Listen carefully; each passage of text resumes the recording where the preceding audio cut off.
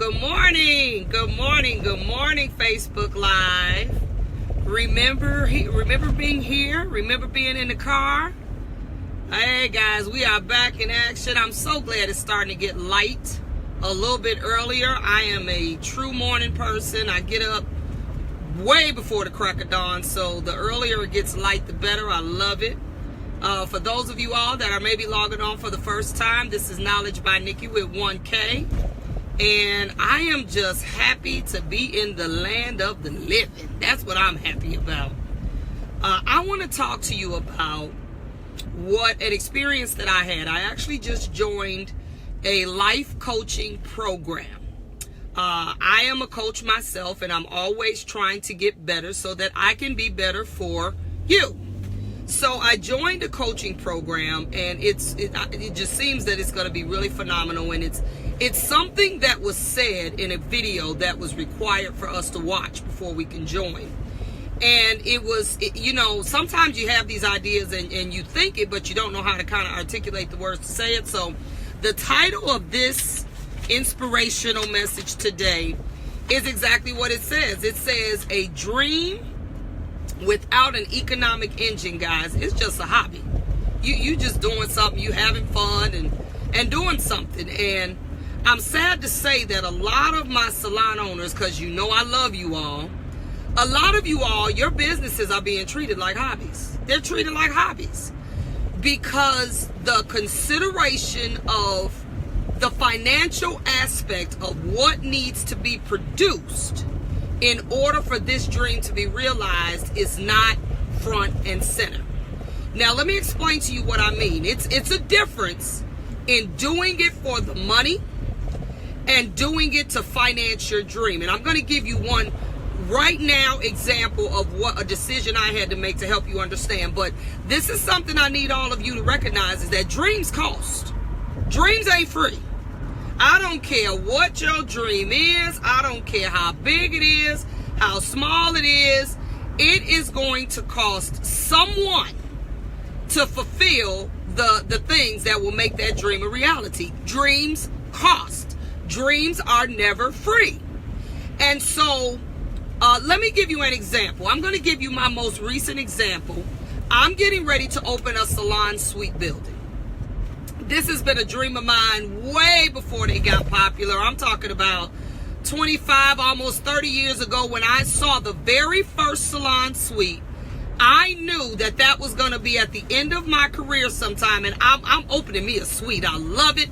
Actually, the first one I saw was a hotel, and I think I was in Baltimore. And it was a hotel that someone had bought, and they had tricked it out, and they had basically turned it into individual little beauty rooms. And I thought that was like 26, 7 years ago. And I thought that was just the most amazing thing I had ever seen. I had never seen that before then. So I knew then, I adopted that dream then. So let me tell you the opportunity that I have. I am right now getting ready to open my salon suite building. I actually start in March. This is what I had to look at first. Now, my ultimate salon suite building will be encompassed with not just suites, but an educational center. I'll also have dorms where people can sleep. So therefore, when you come here, we don't even have to deal with hotel. There will be sleeping quarters in my salon suite building, as well as many other things. So this is all part of my dream, and I'm not financing this, guys. I'm paying for this. So that means that this dream has to be financed from something. So this is how I want you to understand how your business has to take financing your dreams into consideration. The way I'm going to start this is I'm doing my area first. My area was originally supposed to be separate from the salon suite area. It was separate. It was going to have my office, and I was going to set up a beautiful kind of like couch room where I can meet with people and do my Facebook Lives. And this was what I wanted. This was absolutely what I wanted. So I said, okay, I'm going to go ahead, trick my space out first, then I'm going to work on the rest of it. But let me tell you what happened. Because I'm financing this, nobody else is paying for this, and I don't like loans. So what I had to make the decision on is the space that I'm tricking out first used to already be a fully functional and well put together hair salon. It had plenty electrical. It's got plenty plumbing. I went in there and I ain't got to worry about nothing tripping, nothing. The plumbing is already situated where I can give each person their own shampoo area, this, that, the other. Now, this particular area is the smaller of the rest of the area that I'm actually going to take on. And I'm taking this stuff on in phases. So I had a choice to make. I really didn't want to take on, I didn't want my area to necessarily be fully connected. I wanted to work kind of independently where I'm accessible but not necessarily connected to the rest of the people in the suites. But I've already signed the paper, so I'm relocating from this area right after Bronner Brothers. So that'll be in February. So this is what I had to decide. I said, okay, I can either start my place now, trick it out, make no money from the suite concept yet because I'm spending that money first to trick mine out, or I can trick out the other parts of it, spend all this money doing electrical, plumbing, all of this because none of that is set up in the other part, and I have to have somewhere to work also, or I can do this. I can take the part that I'm doing. Now, this is what I want because I really wanted to work in my own space. I really did not want to share my space. So I said, okay, I need to finance this bigger dream. So this is what I'm going to do. I went and got a person to draw out a schematic for me. I said, look, take this place that I was originally going to make my own spot because it's smaller. That's the reason why I wasn't going to use it for the suites, because the suites will it'll be less suites in there than in the bigger side. Not a problem. I said, but dig this. The other side will have 10 suites in it. This side, I'll probably only be able, because it's smaller, I'll only be able to put 5 at the size that I need them to be. But this is what I decided to do. I had to totally defer what I wanted to do because it makes more sense for me to go ahead, work in it, build the one box as a model, meaning this is the model, just like I'm the developer. I'm going to build one as a model. That's the one I'm going to work in, and I'm going to showcase as to what the other ones are going to look like. So I just forget the office. My office could stay where it is. I could leave everything where it is. I'm going to start off in the small. I ain't got to spend a dime for electrical, a dime for plumbing, because they even got buzzers that were at every single space that were spaced according to how I need them in this space. So what, is less suites at one time. So what, I'm going to have to work with my tenants for a minute. I already got tenants that want to take the space. So I deferred what I wanted because I need to finance this dream. If I do this right and I set it up where this is my suite I'm working in and I'm showcasing it because I'm tricking them out. They fully furnished, TVs, everything. You ain't got to do nothing but bring your blow dryers and your products. And if I use this, go ahead and work in it. Go ahead and build the other ones out while I'm in it. I now will be able to earn money from a space that was ultimately only going to be my space in the first place. This will give me more working capital to now be able to finance the rest of my project, the rest of my dream. So as much as I wanted to build my whole little suite out and trick it out with just stuff that's for me, I put that on hold because my dream has to have an economic engine in order to finance it.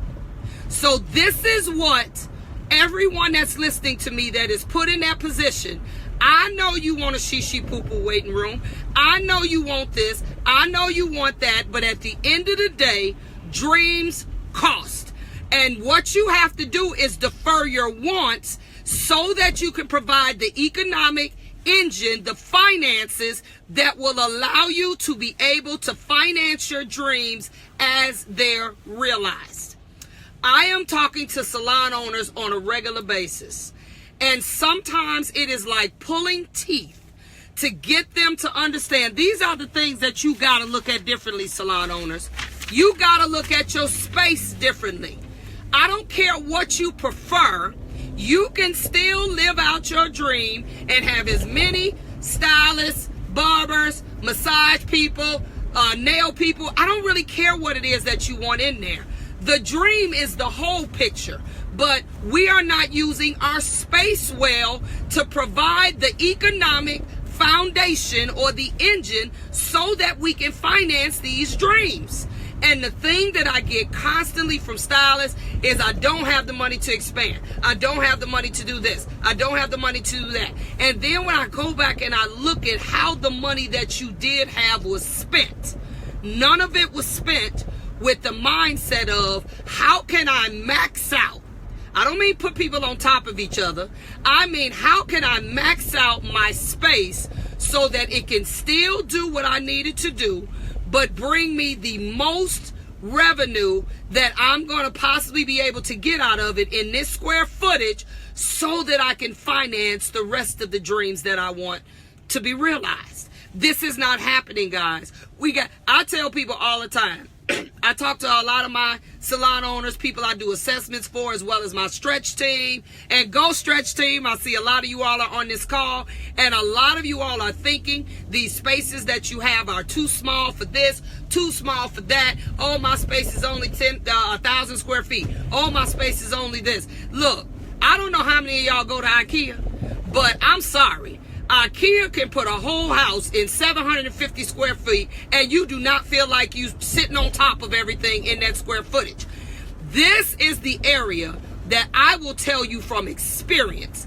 It is worth paying someone to come in and do a space assessment for what it is that you need to put in your salon. You tell them, look, my first salon was only 1,150. 1,150 square feet. I had 6 stations, I think 5 dryers, a shampoo. I had 4 shampoo bowls. I had a small boutique, a great receptionist area with plenty retail, and then I also had a break room, guys. That was in 1,150 square feet. But you know what? The way it was designed, there was no way that I could have figured that out. So I hired somebody. Come in and tell me what is the maximum amount of usage that I can get out of this space, because I want to realize this dream, but I don't want to be broke and struggling trying to do it. So they worked that thing out, and we were not on top of each other.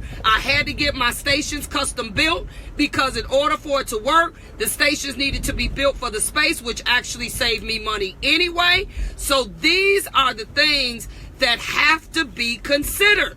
You have to consider not only your space, but I'm going to go a little deeper. You have to look at marketable services. It's a whole lot going on in a salon that just does not make money. If you got someone doing something that ain't nobody wearing no more in the salon, then they can't take up that space. Every space in your salon needs to be profitable in some way so you can finance these dreams. Every space. I've talked to many salon owners in the last maybe couple of months, and I also am working with a suite owner that's opening a gargantuous suite in another state, and I'm trying to get her employees and tell her what she needs and all this stuff. And I told her that you're going to also have to consider what I call low maintenance workers. Low maintenance workers are people who still pay good rent or pay a decent commission, or you can make a decent commission with them. You can create a win-win, but they don't suck up a lot of electricity. They don't suck up a lot of water. These are low maintenance workers. That's nail technicians, braiders, people that do eyelashes and eyebrows and makeup. These are great workers to have in your salon. They don't need a bunch of space. They definitely, your utility bills ain't gonna go through the roof. You need to think about incorporating this in the scheme of your business. They're great space savers, and they help you leverage your space without having to have subsequent utilities and all these other things go up as a result of them coming in. So you got to think about, and right now, lashes, brows, makeup is booming. Why would you not have somebody in your salon that's doing that? That industry is booming. There are still black nail technicians out here that want somewhere to work. Everybody that does nails is not from Vietnam. Everybody that does nails is not of another persuasion where you know they're not necessarily going to work for you. They like to work for their own. You have to intentionally seek out what you need in your space. When you look for it, you're going to find it. I promise you. But a lot of us out here, we don't even know what we're looking for. We just like put a sign on the door. Workers needed. Booth renters need. No. You need to be a little more strategic than that. I want to be specific about what I need in here for this space, that space, that space, that space. I need the right people to make sure that this economic engine, as well as my dream, is realized and is financed. Period. Okay? Then we already have talked about wholesaling. Retailing. We've already talked about retailing. With retailing, you don't need nothing but a wall. A good sized wall. And I've asked many of you all, what are you retailing? And I get a lot of different mixed things. And the thing I want to put out to especially my stretch members, but every salon owner listening to me, you also need to see and learn what is selling in the market. What's selling? Don't just have a bunch of stuff sitting on your retail shelf just because it look pretty. The bottles is pretty, or it's just what you like. Let me tell you about what you like. I like what sells. Period. That means, yeah, this is my favorite mousse over here, but I need to be able to sell this mousse, and I'm gonna sell it better if I'm using it. This mousse costs too much. I'd have to charge too much for me to be able to sell it. So guess what I'm gonna do, guys? I'm gonna find me another mousse to like that I can also retail. That's how I'm gonna do it. I ain't stuck on what I like. It's too many products out here. Okay, this one costs too much for me, costs too much for me to charge you, so I'm getting ready to like another one. Because clients are looking at your station, they're looking at what you use, unless you got a bunch of unmarked bottles, they want to buy what you use. Why are you using this and trying to sell that? Hell, it costs you $10, so what you gonna sell it for $20? It's too expensive. So in doing or structuring your retail, so that you can create an economic engine to finance your dream, you have to be concerned about not only the product being quality and working, but you have to also be concerned about what the product costs. If the product costs too much, we can't use it. I'm gonna find it's a bunch of stuff out here that works, that doesn't break the bank, that's cheaper, that's cost effective. You just gonna have to do some research, and you're also gonna have to learn about what sells. I've seen some people with retail shelves. I promise you, that same shampoo and conditioner been sitting up there for 5 years. That means you have a sale, you blow it out, and then you get something else that people are more apt to buy. Period. Retail is going to be the thing that will really finance your dream. All you got to do is buy extra for yourself, buy a refill, use from your own shelf, so you're using from the inventory that you have set up for clients to see the products without even sometimes making a suggestion. If they're in a space where clients can see them, touch them, do not put behind glass, because behind glass means don't touch. I don't care how pretty it is. Get yourself some shelves that ain't glass, unless you want to be, that aren't glass fronts or glass bottoms, unless you want to be cleaning all day. If you do have glass now, get you some shelf liners so you ain't got to be wiping down shelves every single minute of the day, so you don't create more work for yourself. But your retail needs to be reachable, available, and visible from where you work. Okay? We got to finance these dreams, guys. As salon owners, we are not thinking about who's gonna pay. And all y'all got a dream. I got stupid dreams, for real. We are not willing to shift enough so that we can finance these dreams that we need. Look, when I say, y'all, I'm gonna go back to what I talked about in the beginning. When I say, even for me, it was a struggle for me to give up this space first, to provide the smaller suite concept and then go into the bigger one, because I had been thinking all this time, finally I'm gonna have my own space. I can have my office in the same space. I could put all my inventory that I travel with shows in the same space. I mean, when I say I talked myself in and out of it at least 10 times. And then I sat down and said to myself the same thing I'm saying to you. But if I do this thing right and I set this up, I ain't got to be here forever. Matter of fact, I'm going to work in one suite. I'm at the suite in the window. I'm going to make sure that joker is lit up and humming. So every time somebody ride past there at night, they going to see it look like a showroom, like what is in there. And that in itself is going to get me. I already got really people that want to go in there. But that in itself, in case they don't come through, because you know people talk, but they don't always follow through. If that doesn't come through, I know this will be the showpiece for me to rent these other ones. And then I can just move over to the other space. So I said, I'm going to put all that other stuff. Right now, I got the stuff in storage. I got my offices in my home. It's going to stay right there until I build up the revenue needed to finance the second phase of what I'm doing. And then I'll move accordingly. I'll go in the next one. And let me tell you what actually inspired me to do this too. I watch, it's on HGTV. Is it Flip This House? It's with the husband and the wife is actually going off the air.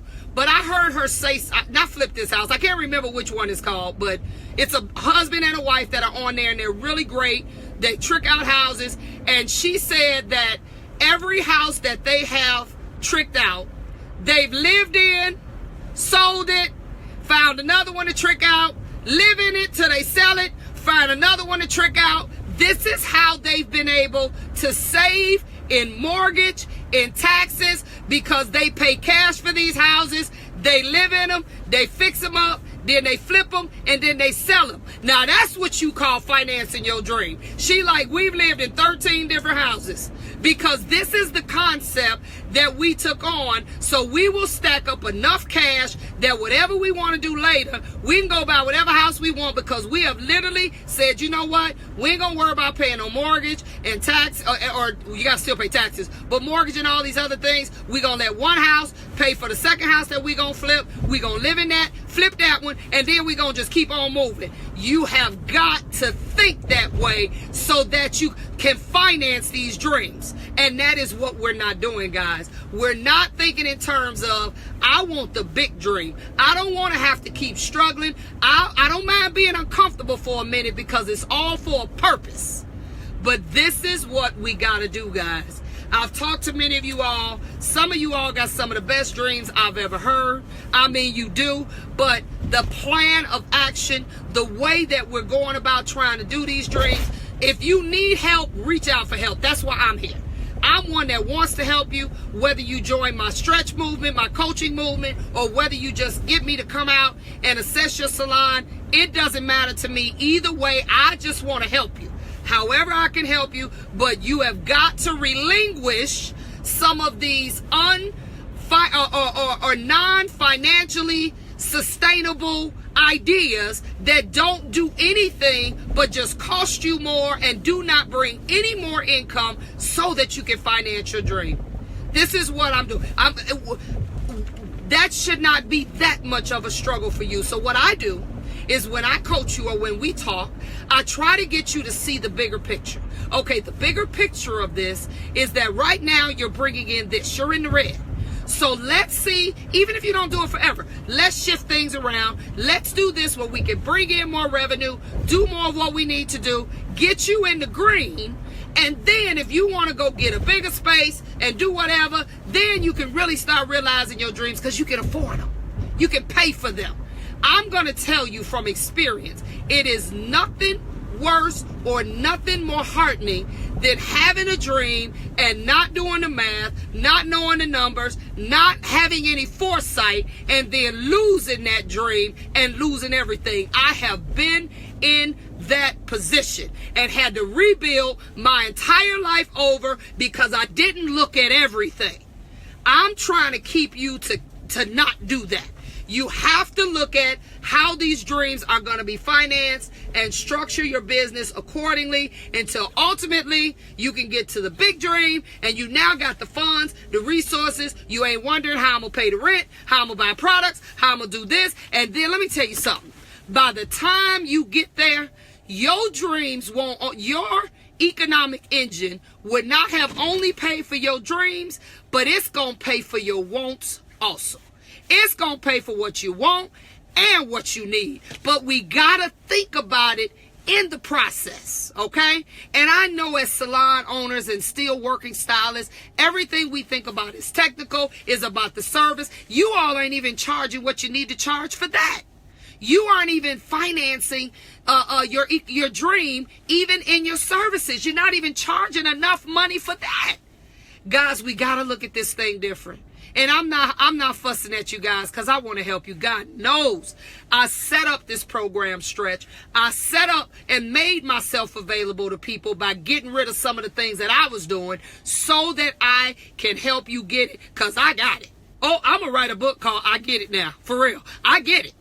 And I just want to help you get it, guys. So let's do it, guys. If you doing a bunch of stuff and you got this dream and it is not providing an economic engine, it is not providing some sustainable financial resource to what it is that you're ultimately trying to do. And I'm not talking about just charity. I'm not talking about, because I give away a lot. I give this every day.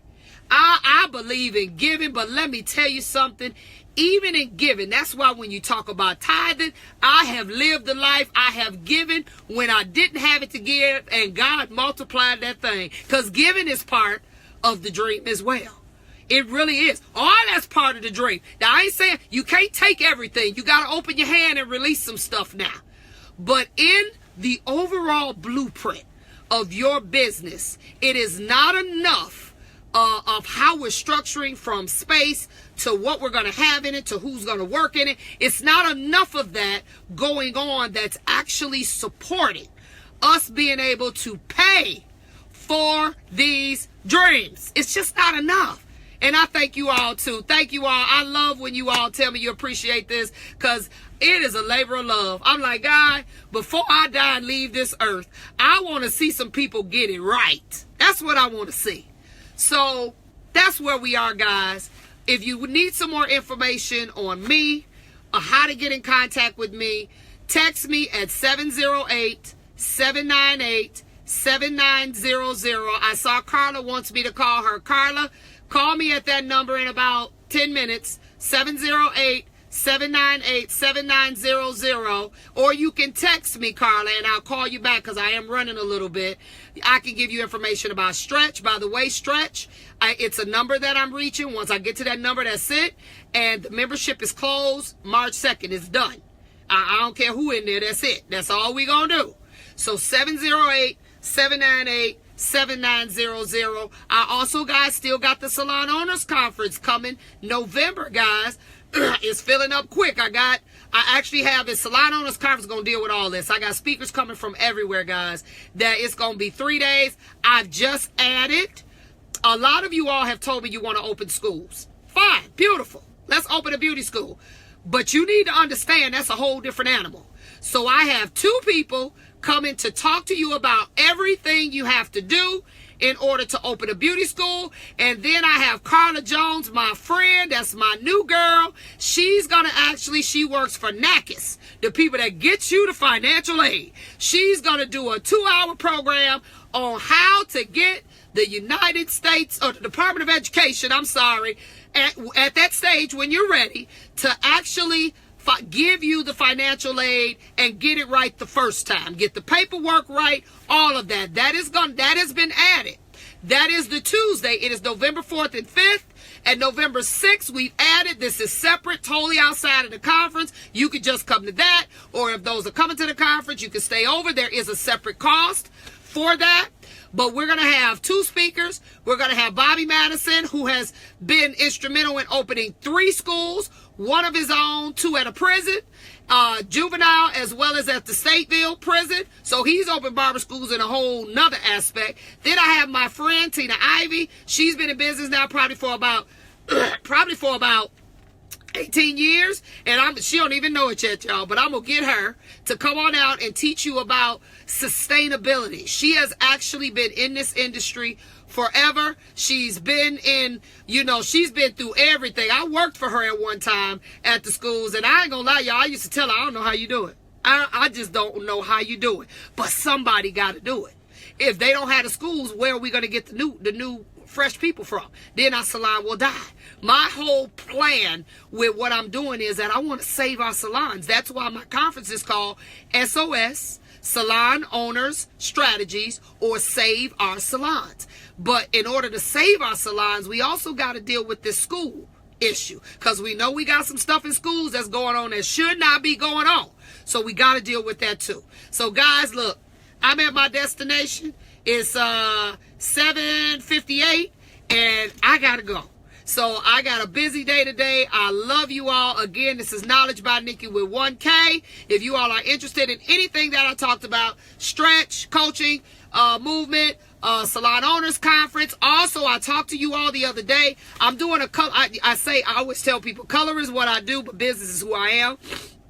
And I'm doing a bed and breakfast tour. 3 days, color on steroids. Color is a great way. I've told you all before to get some of you salon owners that are full-time stylists. It'll help you get from behind that chair so you can actually start focusing on your business. So it is called the Color Me Crazy tour. So you're going to sleep, eat, color with me. 3 days, color on steroids. It is not brand specific. I teach you everything about color. We line up brands and we going to compare them. So I teach you everything. Levels, tones, bleaching, placement, removal, the business of color, how to price, you name it. It's like 9 modules. We teach you everything. So if you're interested in any of that, text me at 708-798-7900. I have everything at the touch of a button. Flyers, payment information, all of that. Text me and I'll get it to you. So I'm getting ready to go, and I'm doing Facebook Live differently, you all. My life has gotten a little busier. So we're doing Monday, Tuesday, Wednesday, but starting next week, we're going to be on for an hour. So we're going to be on from 7:30 to 8:30, but we will not be doing it Thursday and Friday because it's my life has got a lot going on. So Monday, Tuesday, Wednesday for 1 hour, 7:30 to 8:30, and I'm going to have different people chime in with me, and we're going to be talking about some stuff. You all been listening to me. I'm going to let you hear other people's perspectives. So this is what's going to start happening next week. Black History Month. Yay! They give us 1 month out the year, right? But I'll take it. All right? So you all be blessed, be good, and be successful. So Knowledge by Nikki, 1K, and I'll see you next week.